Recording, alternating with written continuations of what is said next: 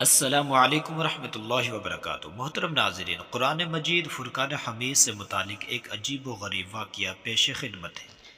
ایک شخص نے یہ جانچنا چاہا کہ کون سا دین صحیح ہے۔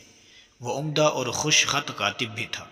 اس کے لیے اس نے یہ طریقہ اختیار کیا کہ تورات، انجیل اور قرآن کریم کی انتہائی خوبصورت کتابت کی، تاہم درمیان میں کمی بیشی بھی کر دی۔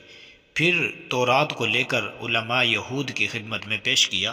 انہوں نے اس کا مطالعہ کیا اور خوبصورت کتابت پر اسے انعام سے نوازا۔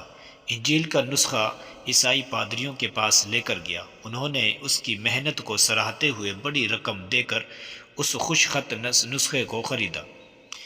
اس کے بعد قرآن کریم کا نسخہ علماء اسلام کی خدمت میں لایا۔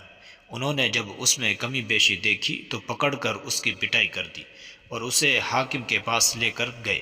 حاکم نے تحریف قرآن کے جرم میں اس کے قتل کا حکم دیا۔